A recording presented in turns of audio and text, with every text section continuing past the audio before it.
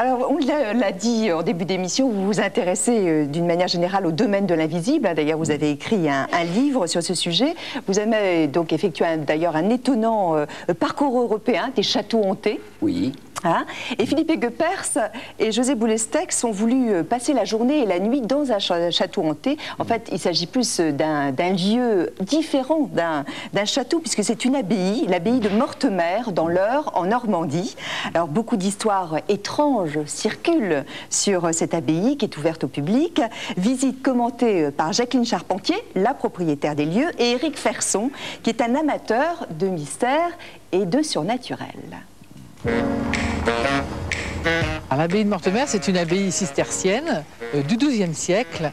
C'était la plus grande abbaye de Normandie et cette abbaye a accueilli jusqu'à 300 moines. Et c'est à la Révolution que commencent les légendes qui s'attachent à Mortemer, puisque nos moines ont été assassinés. Et ce sont eux, les premiers fantômes de Mortemer, qui réapparaissent de temps en temps, 4 par 4, en allant vers le cellier. Mais ils réapparaissent. La dernière fois, on les a vus en 1914, donc vous voyez que pour l'instant, ils sont un petit peu engourdis.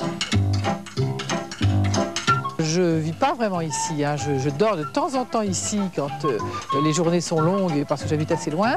Vous ne traînez pas trop le soir? Non, parce que bon, il ne faut pas trop jouer non plus avec les choses un petit peu extraordinaires. Qu'est-ce qui est le plus troublant ici? Alors le plus troublant ici, c'est l'histoire de Mathilde. Mathilde de Notre-Dame-Blanche. Mathilde qui est également le fantôme de Mortemer. Et ce fantôme, eh bien, on dit qu'il a un endroit privilégié où il aime vivre et réapparaître. Ben, c'est cette chambre rose. Vous y croyez, vous, aux fantômes, au surnaturel? J'y crois pas vraiment, mais je ne me sens pas toute seule quand je suis ici. Je crois plutôt que ce lieu est habité un petit peu d'une façon étrange par tous ceux qui y ont vécu. Et bien sûr, certaines personnes ont laissé plus d'empreintes que d'autres. On estime que ce lieu nous est transmis avec toutes sortes de choses. Et on a des gens qui viennent et qui sont passionnés d'histoire, et puis d'autres qui sont passionnés de légendes, comme Éric, par exemple, qui, lui, est passionné de légendes, de tout ce qui est un petit peu extraordinaire. Mon père était magicien, illusionniste, mais de mon côté maternel, j'ai mon grand-père qui était radiesthésiste et guérisseur. Pour moi, le surnaturel est quelque chose de naturel depuis l'enfance, puisque je baigne depuis toujours dans cette ambiance. Est-ce bien raisonnable de rester ici avec vous? Eh bien, je me le demande.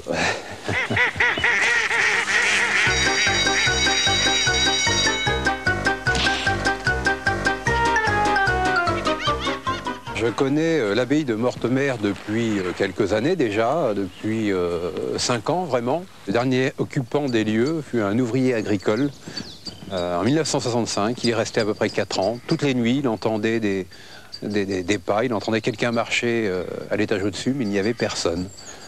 Les portes claquaient et une fameuse nuit, il n'a pas pu tenir. Il est parti le lendemain pour ne plus jamais y revenir. Paraîtrait-il que Mathilde reviendrait, entrer les murs de l'abbaye. Elle aurait peut-être vécu des moments douloureux quand son père l'aurait cloîtrée. Et c'est pourquoi elle reviendrait hanter le lieu. C'est pas un peu farfelu tout ça? Farfelu ou pas, on ne peut pas prouver que cela existe, mais on ne peut pas prouver le contraire.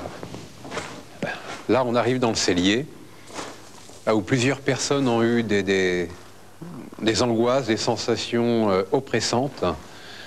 Peut-être est-ce lié aux 4 moines fantômes, ou en tout cas les 4 derniers moines qui vivaient dans l'abbaye et qui furent égorgés sous la Révolution. Je pense que ce lieu pourrait fortement intéresser Michel de Grèce, puisque je crois savoir qu'il est comme moi sensible à ce genre de choses, et que ce lieu chargé d'histoire pourrait certainement lui parler. Est-ce que c'est un lieu que vous connaissez? Malheureusement non, mais je dois dire que ce documentaire m'a donné une furieuse envie d'y aller.